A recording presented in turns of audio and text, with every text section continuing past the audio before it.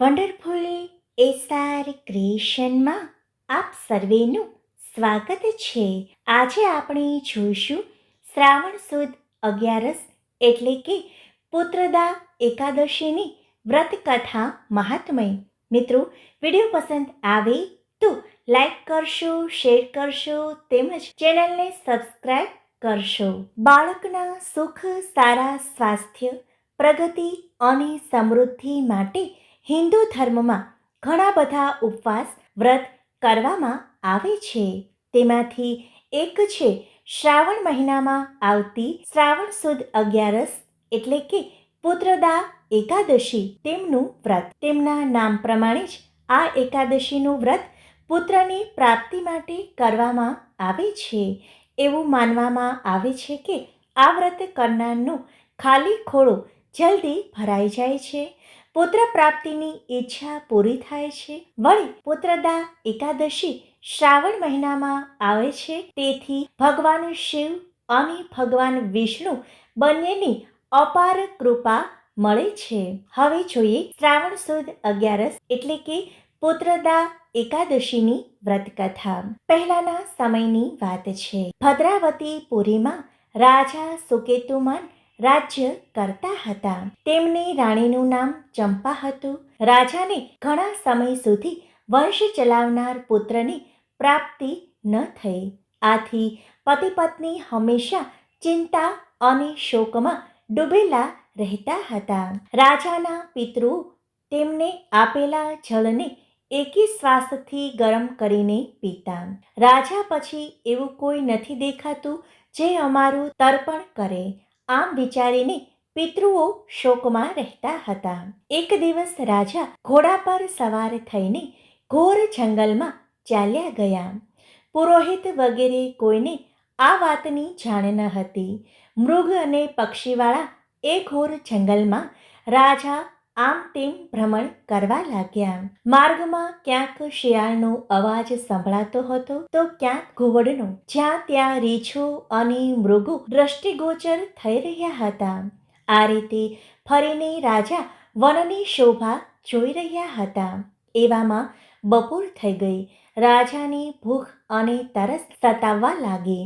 રાજા પાણીની શોધમાં આમ તેમ ભટકવા લાગ્યા. પુણ્ય પ્રતાપે રાજાને એક સુંદર સરોવર દેખાયું. તેની નજીક મુનિઓના ઘણા આશ્રમો હતા. સૌભાગ્યશાળી નરેશે એ આશ્રમ તરફ જોયું. તે સમયે શુભની સૂચના આપનારા શુકનો થવા લાગ્યા. રાજાનું જમણો હાથ અને જમણું નેત્ર ફરકવા લાગ્યા. ઉત્તમ ફળની એ ખબર આપી રહ્યા હતા. સરોવરના તટ પર ઘણા મુનિઓ વેદપાઠ કરી રહ્યા હતા. તેમની જોઈને રાજાને ઘણો જ હર્ષ થયો. તેઓ ઘોડા પરથી ઉતરીને મુનિઓ પાસે ઊભા રહી ગયા અને અનેક પ્રકારે મુનિઓની વંદના કરવા લાગ્યા. એ મુનિઓ ઉત્તમ વ્રતનું પાલન કરનારા હતા. જ્યારે રાજાએ હાથ જોડીને વારંવાર દંડવત પ્રણામ કર્યા ત્યારે મુનિઓ બોલ્યા, રાજન, અમે તમારા પર પ્રસન્ન છીએ. રાજા બોલ્યા, આપ કોણ છો? આપના નામો શું છે અને આપ શા માટે અહીં એકત્રિત થયા છો?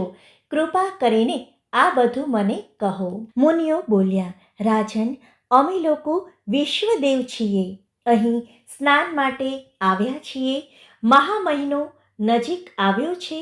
આજથી 5મા દિવસે મહા મહિનાના સ્નાનનો પ્રારંભ થઈ જશે. આજે જ પુત્રદા નામની એકાદશી છે. વ્રત કરનારા મનુષ્યોને એ પુત્ર આપે છે. રાજાએ કહ્યું, વિશ્વ દેવગણ, જો આપ પ્રસન્ન હો તો મને પુત્ર આપો. મુનિ બોલ્યા, રાજન, આજના જ દિવસે પુત્રદા નામની એકાદશી છે. તેનું વ્રત ઘણું જ વિખ્યાત છે. તમે આજે આ ઉત્તમ વ્રત કરો. મહારાજ, ભગવાન કેશવના પ્રસાદથી તમારે ત્યાં જરૂર પુત્ર થશે. ભગવાન શ્રી કૃષ્ણ કહે છે. આ પ્રમાણે એ મુનિઓના કહેવાથી રાજાએ તે ઉત્તમ વ્રત કર્યું. મહર્ષિઓના ઉપદેશ અનુસાર વિધિપૂર્વક પુત્રદા એકાદશીનું વ્રત કર્યું. પછી 12ના દિવસે પારણા કરીને મુનિઓના ચરણોમાં વારંવાર મસ્તક ઝુકાવીને રાજા પોતાના ઘેર આવ્યા. ત્યારબાદ રાણીએ ગર્ભ ધારણ કર્યો. પ્રસવનો સમય આવતા રાજાને ત્યાં તેજસ્વી પુત્રની પ્રાપ્તિ થઈ. તેણે પોતાના ગુણોથી પિતાને સંતુષ્ટ કરી દીધા. એ પ્રજાપાલક બન્યો. પુત્રદા એકાદશીનું ઉત્તમ વ્રત જરૂર કરવું જોઈએ. મેં લોકોના હિત ખાતર તેનું વર્ણન તમારી સમક્ષ કર્યું છે. જે મનુષ્ય એકાગ્ર ચિત્તે પુત્રદા એકાદશીનું વ્રત કરે છે એ આ લોકમાં પુત્ર પ્રાપ્ત કરીને મૃત્યુ પછી સ્વર્ગને પ્રાપ્ત કરે છે. આ મહાત્મયને વાંચવાથી અને સાંભળવાથી અગ્નિહોમ યજ્ઞનું ફળ મળે છે.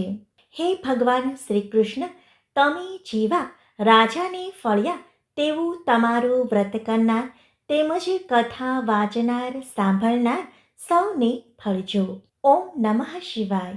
મિત્રો, વિડીયો પસંદ આવે તો વિડીયોને લાઈક કરશો, શેર કરશો તેમજ વધારેમાં વધારે લોકો સુધી પહોંચાડીને ચેનલને સબસ્ક્રાઈબ કરશો. આભાર.